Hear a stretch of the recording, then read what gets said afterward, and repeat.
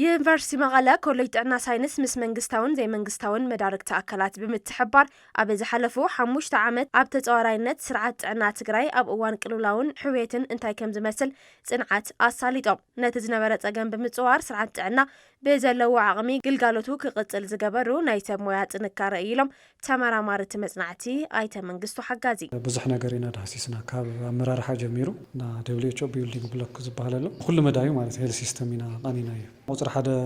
ተጻዋራይ ኮይኑ ለግናዮ እዚ ሰራሕተኛ እዩ ንኣብነት ኤንጂኦታት ብሓደ ኮይነን ዝተፈላለየ ፕላን ብሓደ የውፁ ይትግብሩ እንደገና ካብኡ ኢቫሉዌት ይገብሩ ባዕሉ እቲ ቢሮ ጥዕና ለሎ ኣካላት እውን ብሓደ ክመፁ ብምግባር ነጸዋር ነይሩ ለቲ ጥዕና በዓል ሞያ ብፍላይ ኣብ ገጠር ብምሕብሓብ ኣፍቲ ዘለዉ ቦታ ክጸንሑ ብምግባር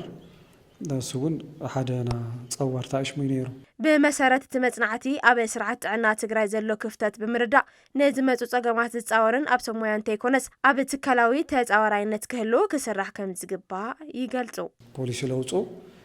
ለኦም ምሕጋዝ እዩ ሓዘ ሓና ዘያውፂና ኔና ሎካሊ ክጥቀምዎ ይኽእሉ እዮም ካልኦት እውን ዝሕግዝዎም ተልዮም ንእሽተይ ኮንትሪቢዩት ክገብር ይኽእል እዩ ኣብና ሎካል ጥዕና ስርዓት ህንፀት ማለት እዩ ናይ ጥዕና በዓል ሞያታት ጸዋርነት ዝገርም እዩ ነይሩ ብግሎም እዮም ግን ሃምዚ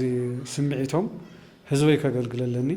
ዋላ ጾምና ሓደረ ማለት እዩ ክብደት ቀኒሱ 20 ኪሎ 30 ኪሎ ቀኒሱስ ስቑኢሉ ይነብር ነይሩ እዚ ብጣዕሚ ክድነቕ ዝግብኦ ነገር ስለዚ ስርዓታዊ ጸዋርነት ክህሊ እንታይ ማለት እዩ ስርዓት እዚ ንዞም ጥዕና በዓል ሞያታት ብልድግፍ ኣካይዳ ኸይዱስ ናይ መንግስቲ ድጋፍ የድልዮ ማለት እዩ ካብ ዝተፈላለዩ ትካላት ዝመፁ ተሳተፍቲ ብወገኖም ከምዚ ዓይነት መጽናዕቲ ኣብቲ ስርዓት ጥዕና ዘሎ ጉድለት ንምርዳእ ዝሕብር ኢሎም ዓለም ሪእዎ ዘይፈልጥ ብ360 ዲግሪ ብዝመጽሐ ሓደጋ ግን ኣይ ቲንክ ዝለዓለ ጉድኣት በፂሑ እዩ ግን ትበዓል ሞያ እቲ ጉድኣት ቶለሬት ምግባር ንሕብረተሰብ ንምሕጋዝ ኣዝዩ ዝለዓለ ስራሕታት እናሰርሐ ጸኒሑ እዩ ስለዚ ኣቲስ እዚ ንባዕሉ ዓብዪ ተመክሮ እዩ ነቲ ቁሊ ንኣና ዘይኮነስ ንካልኦት ዓድታት እውን ተመክሮ ክኸውን ይኽእል እዩ ኣደጋ እውን ማንኛውም ነገር ክጋጠም ይኽእል እዩ ስለዚ ካብ ዝሓለፈ ተማሂርናስ ንቀጻላይ ከመይ ጌርና ክንዳለው ንኽእል ከመይ ጌርና ተጻዋሪነቱ ካብ ዝነበሮ ልበለጸ ምግባር ከም ልክእል እዩ ተረድኤ ፖሊሲ ሜከርስ ንብሎም ቶም ሓለፍቲ ወይ ኣመራርሓ ለለ